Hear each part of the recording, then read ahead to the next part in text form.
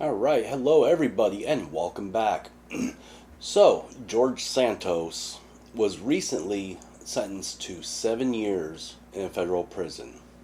So, George Santos, who was born George Anthony DeVolder Santos, born July 22nd, 1988, is an American former politician and convicted felon. He served as a U.S. Representative for New York's 3rd Congressional District from January to December of 2023, when he was expelled from Congress. He had run for the seat in 2020 as a Republican, but was defeated by incumbent Democratic Representative Tom Suozzi. After Suozzi opted against seeking re-election in 2022, Santos ran for the same seat and won, defeating Democrat Robert Zimmerman and becoming the first openly LGBTQ Republican elected to Congress. Within weeks of Santos' election, news outlets began reporting that much of his biography appeared to be fabricated. Santos admitted to having lied about his education and employment history, while his disclosures about his business activities, income, and personal wealth were inconsistent with one another. Further, Santos had not disclosed his criminal history or the existence of lawsuits against him. Santos was sworn in as a member of the House in January of 2023, but faced ongoing media scrutiny as well as demands for his resignation from members of both parties. Following an investigation by the House Ethics Committee and a federal indictment, the House of Representatives voted 311 to 114 to expel Santos on December 1st, 2023. Santos is the first member of the House expelled without having previously been convicted of a crime or having fought for the Confederacy. He is also the 6th member of the House to be expelled and the first Republican. Santos pleaded guilty to identity theft and wire fraud in August 2024. He was sentenced to 87 months in prison on April 25th, 2025. Now, Santos ran as a Republican for the U.S. House of Representatives in New York's 3rd Congressional District against Democrat incumbent Tom Suozzi, launching his campaign in November 2019. Normally, the Nassau County Republican Committee, known for its tight control that its leadership exercises are often competitive races for its nominations, would have discouraged an unknown candidate with such minimal experience. However, Suozzi was expected to win the race easily, and no other candidate had put their name forward. Santos raised funds, spoke to donor groups, and attended a phone bank session at Mar-a-Lago with Donald Trump's children. His efforts impressed party officials. He bought entire tables at New York Young Republican events, other candidates making the same round notices that Santos repeatedly exaggerated his fundraising totals, with a wide contrast between what he said and what he reported in his campaign financial disclosure forms. Suozzi later recalled that he had no doubt he would defeat Santos, an unknown who was not well funded and who at the time was registered to vote in an area of Queens that was outside the district. When reporters pressed him about living outside the district, Santos claimed an address that turned out to be his campaign treasurer's address. Because Santos was so little known in the district, the Suozzi campaign decided not to pay for opposition research, deciding that it would be counterproductive and increase his name recognition.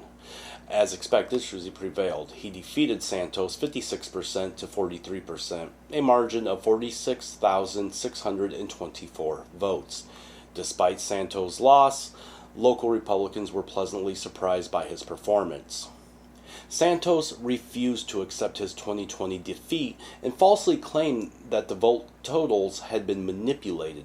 He began raising money and hiring additional staff for a recount, insisting that half the Democratic ballots should have been discarded.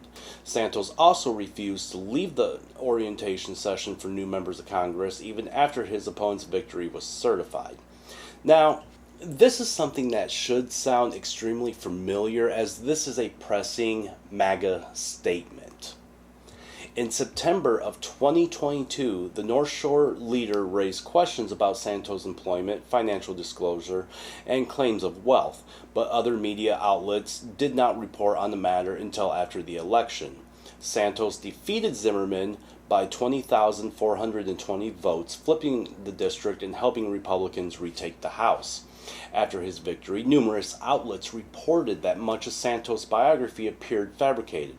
Santos admitted to lying about his education and employment history while his financial disclosures were inconsistent. After Susie won the February 2024 special election to fill Santos' seat, leaving the House Republicans with an even narrower majority. Santos lashed out at his former Republican colleagues who had voted to expel him in a group text. I hope you guys are happy with this dismissal performance and the $10 billion you futile bullshit cost the party, Santos wrote. I look very much forward to seeing most of you lose due to your absolute hate-filled campaign to remove me from Congress arbitrarily. In May of 2023, a grand jury in the U.S. District Court for the Eastern District of New York indicted Santos on 13 criminal charges. 7 counts of wire fraud, 3 counts of money laundering, 1 count of theft of public funds, and 2 counts of making materially false statements to the House of Representatives. Prosecutors accused Santos of 3 distinct schemes: fraudulent solicitation, political contributions, unemployment benefits fraud, and making false statements on the financial disclosure reports he submitted to the House of Representatives. In the fraudulent solicitation scheme, Santos allegedly persuaded 2 supporters to donate $25,000 each to a limited liability company controlled by him, and then used the money for personal expenses. He told them it was a super PAC and that the money would buy TV ads to support his campaign.